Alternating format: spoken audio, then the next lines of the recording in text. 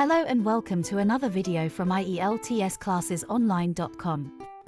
In this video, we will discuss the 4 Task 2 samples given in the IELTS Academic Book number 19, published by Cambridge English.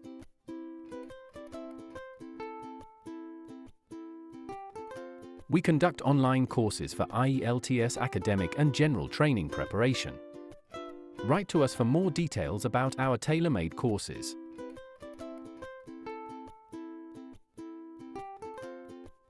Press like for this video, and subscribe to our channel, so that we keep making more videos for you.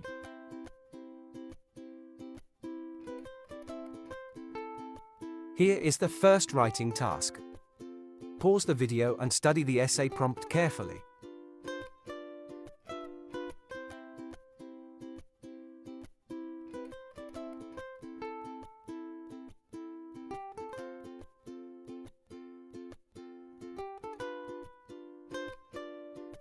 This is a sample essay that can get around Band 6. Glance through it, and then we will show you a Band 9 version of the same topic.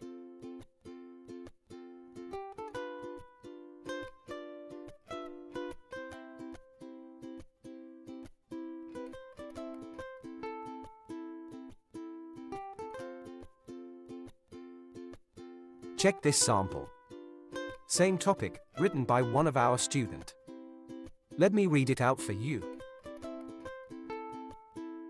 In contemporary society, competition has become an inherent feature of daily life, be it in academic institutions, professional environments, or personal interactions. While some individuals assert that competition is essential for growth and success, others emphasize the importance of cooperation as a foundation for collective progress.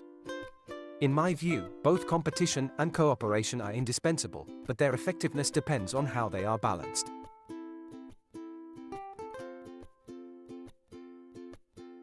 Undoubtedly, healthy competition can act as a significant driving force, motivating individuals to strive toward excellence. It cultivates resilience, determination, and a strong work ethic.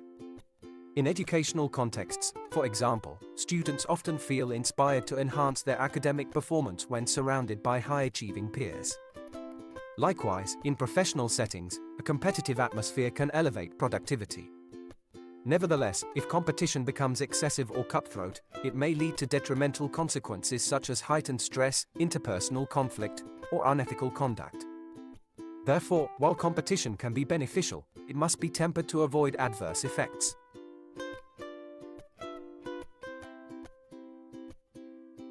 Conversely, cooperation fosters a spirit of unity and shared purpose.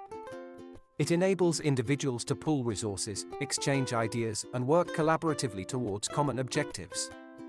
In both academic and corporate spheres, teamwork often results in more efficient problem-solving and enhanced outcomes. Unlike competition, cooperation rarely carries the risk of emotional strain. I firmly believe that there is no such thing as an excess of cooperation, provided that individual responsibility is not compromised. For instance, offering help to classmates or participating in group projects can deepen understanding and build camaraderie.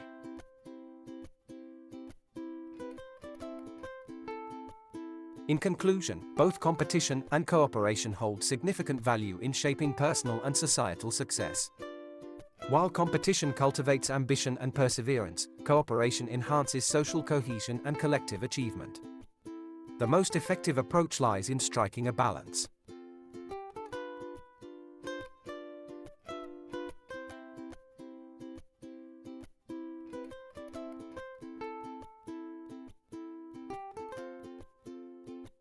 And now, let us evaluate, as an IELTS examiner. First, task response. Here is what the examiner might say about the first criteria, the task response.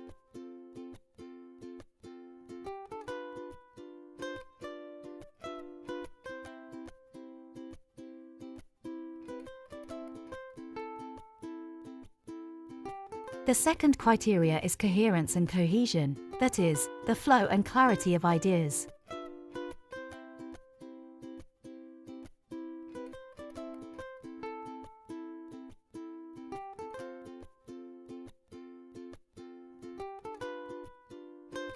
The third one is lexical resource or The vocabulary used.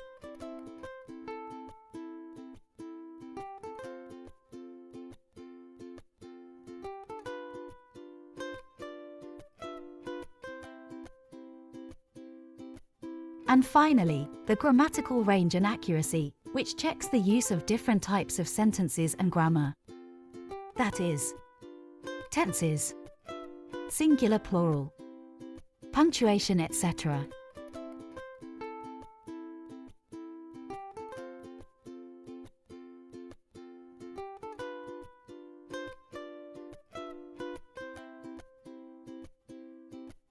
So as you can see, this essay gets a band 9, or 8.5 at worst. This is how we teach Task 2 to our students. Write to us and ask for a trial class. You will be amazed at your own progress.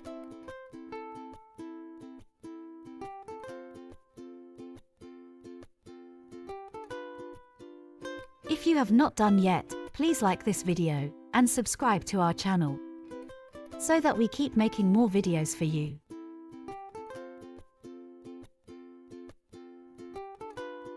Let us show you the second essay from Cambridge IELTS 19. Academic.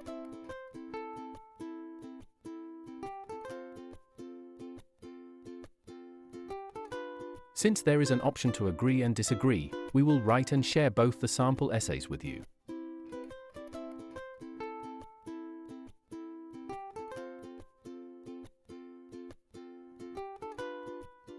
In recent years, there has been a growing debate about whether the traditional working week should be shortened and employees granted a longer weekend. While the idea may appear attractive from the perspective of leisure and rest, I firmly disagree with this proposition because of its negative implications for productivity, economic growth, and professional development.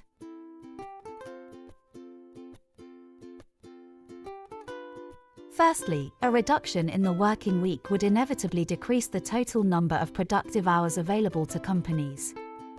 In industries that rely on continuous operations, such as manufacturing, healthcare, or customer service, fewer working days could lead to delays, reduced efficiency, and increased costs.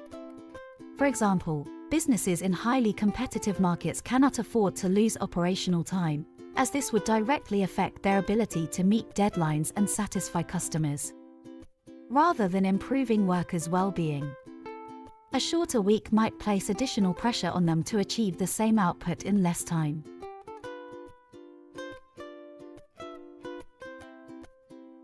Secondly, a longer weekend could have a detrimental impact on the economy. National productivity and competitiveness depend heavily on the collective output of the workforce. If employees spend more time away from their roles, countries risk slowing economic growth and falling behind in global competition. Moreover, small and medium-sized enterprises, which form the backbone of many economies, may find it particularly difficult to absorb the financial strain of reduced working hours.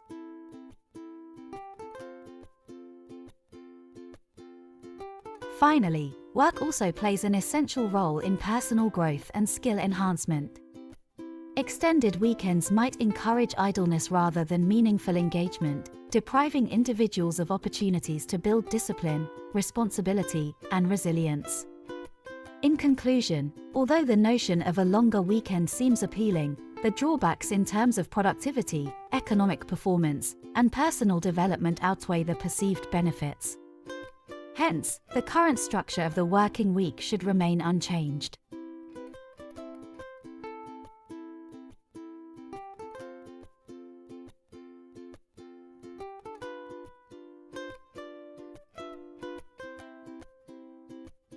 Here is the second essay in support of the topic. In today's fast-paced world, work-related stress and burnout are becoming increasingly common. To combat this, some propose shortening the standard 5-day workweek to 4 days, allowing for a 3-day weekend. I strongly support this idea, as it would improve work-life balance, enhance productivity, and benefit society as a whole.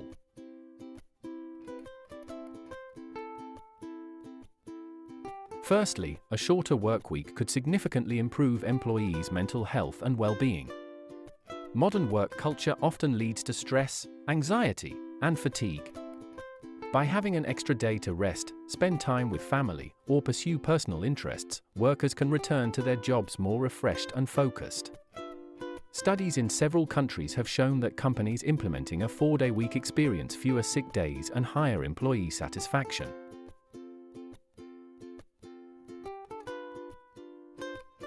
Secondly, a 4-day work week can lead to increased efficiency and productivity.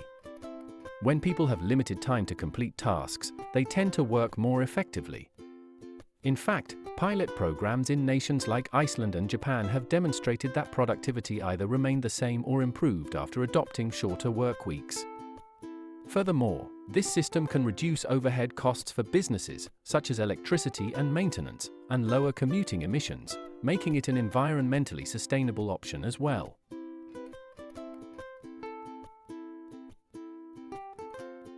Lastly, a shift toward a shorter working week would reflect the evolving nature of work in the 21st century. With the rise of technology, automation, and remote work, many jobs can now be completed more efficiently. Holding on to outdated work schedules may no longer be necessary. In conclusion, reducing the working week to 4 days offers numerous advantages, from improving employee well-being to boosting productivity and supporting environmental sustainability. In an era where quality of life is becoming just as important as economic growth, it is time to rethink traditional work models and consider more balanced, forward-thinking solutions.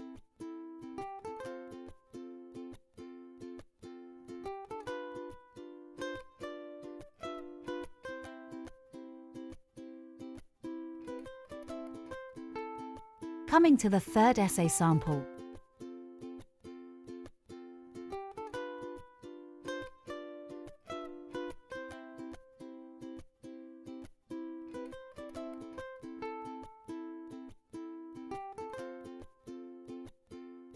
In an increasingly volatile global economy, financial planning has become a crucial aspect of life.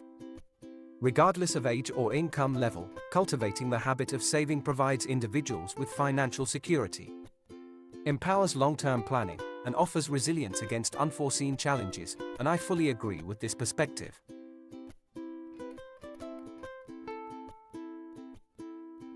To begin with, saving money is a fundamental pillar of financial independence. Whether one is a teenager receiving an allowance or an adult earning a salary, setting aside a portion of income encourages responsibility and foresight. For young individuals, this habit not only fosters discipline but also lays the groundwork for future investments such as education, travel, or entrepreneurship.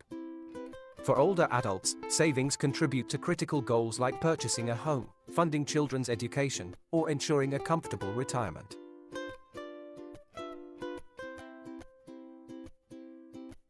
Moreover, financial emergencies are indiscriminate of age or occupation.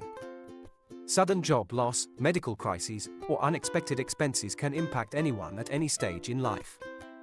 A robust savings cushion provides a buffer during such times, reducing dependency on loans or credit cards, which often come with high interest rates and long-term consequences.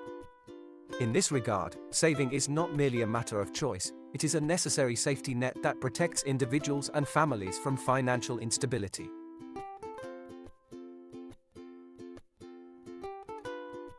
In addition, saving enables individuals to plan and pursue meaningful life goals with confidence.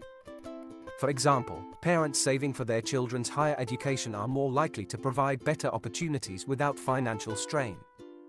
Similarly, individuals who start saving early for retirement are better positioned to enjoy their later years with dignity. In conclusion, I strongly believe that saving money is vital for everyone, irrespective of age. It cultivates financial discipline, ensures stability in times of crisis, and enables individuals to pursue long-term aspirations.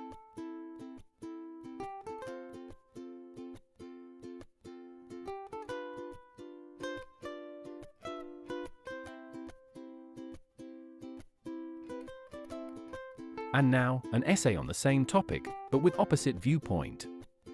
Saving money is often promoted as a universal virtue, with many advocating its importance for people of all ages, including the youth. However, I do not entirely agree with this viewpoint. While financial planning is undoubtedly valuable, placing excessive emphasis on saving can limit personal growth, reduce present enjoyment, and overlook the diversity of individual financial circumstances and life stages.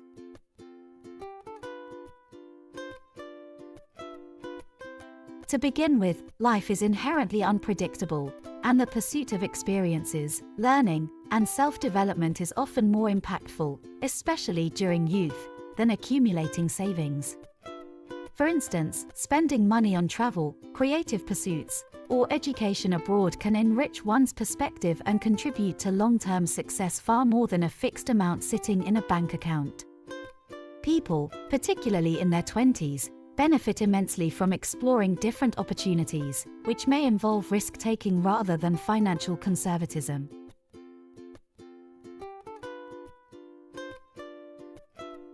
Furthermore, not everyone is in a financial position to save. In many parts of the world, individuals struggle to meet basic living expenses due to stagnant wages, rising inflation, and student debt. For these people, the notion of saving can be unrealistic and even burdensome. Advising such individuals to prioritize savings may create unnecessary guilt or pressure. Focusing on increasing income, gaining skills, or investing in personal development may offer a more practical and empowering path forward than forced frugality.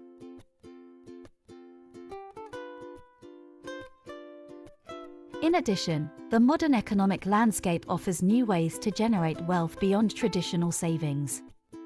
With the advent of remote work, gig economies, and digital entrepreneurship, individuals can build financial security through innovation and flexibility rather than long-term accumulation. Encouraging people to rigidly save may prevent them from seizing opportunities that require initial spending, such as starting a business or relocating for better prospects. In conclusion, although saving money has clear benefits, it should not be viewed as a universal priority for all individuals at all times. Rather, we should encourage financial adaptability, informed choices, and a broader understanding of wealth and well-being.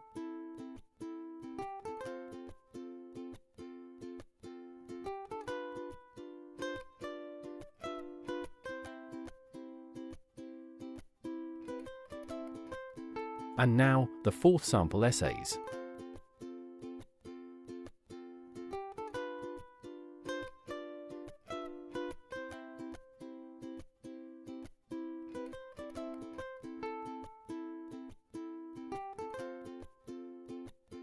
From South American avocados to Japanese sushi and French cheese, many consumers have access to a vast array of international options in their local supermarket.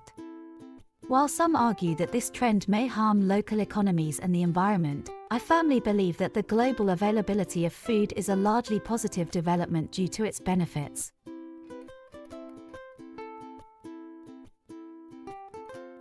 One of the most significant advantages of global food availability is the enhancement of consumer choice and lifestyle. People are no longer confined to seasonal or locally produced items.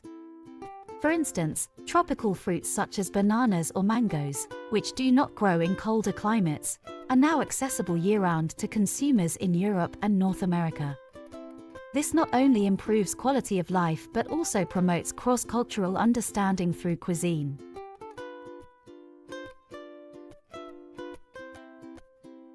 In addition, international food trade supports economic growth and development. Exporting agricultural products provides critical income for many developing nations. For example, countries like Colombia and Ethiopia rely heavily on coffee exports, which generate employment and support local livelihoods. On the consumer end, competitive pricing made possible through international trade helps keep food costs affordable. Moreover, this interconnected supply chain has encouraged improvements in logistics, preservation technology, and international cooperation. Local produce can also coexist with global imports if governments support local agriculture through policy incentives, quality branding, and awareness campaigns.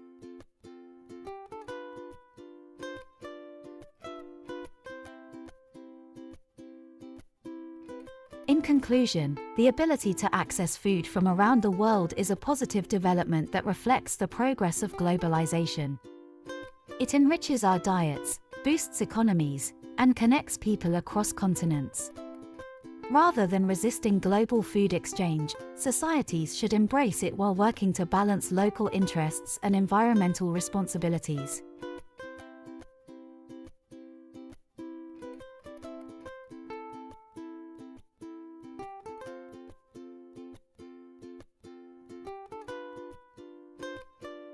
In recent years, it has become increasingly common for supermarkets in many countries to stock food items imported from around the world. The widespread availability of international food contributes to environmental degradation, undermines local agricultural industries, and fosters unsustainable consumer habits. I believe it is a largely negative development.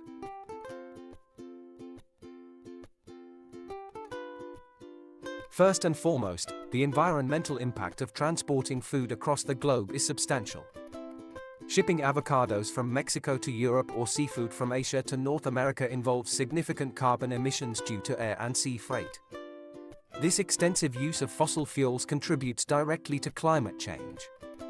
Moreover, imported food often requires more packaging and chemical preservation to survive long journeys, further adding to ecological damage. In an era of escalating environmental crises, prioritizing local food production is a more sustainable and responsible choice.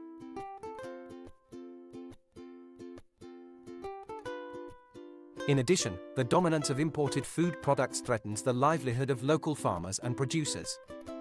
When consumers are drawn to cheaper or more exotic international goods, demand for locally grown food can decline. Small-scale farmers, especially in rural communities, may find it difficult to compete with mass-produced and heavily subsidized foreign imports. Over time, this can lead to the erosion of local agricultural traditions, loss of employment, and increased dependency on foreign supply chains.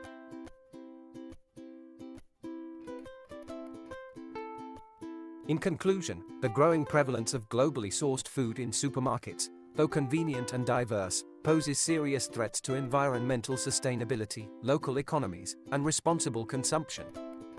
We must rethink our reliance on international food imports and invest more in local, seasonal, and sustainable alternatives.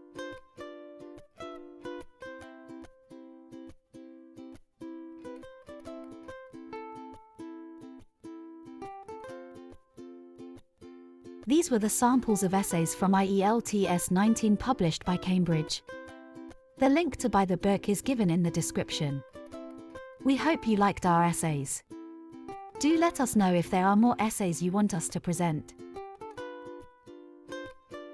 If you have not done yet, please like this video and subscribe to our channel so that we keep making more videos for you.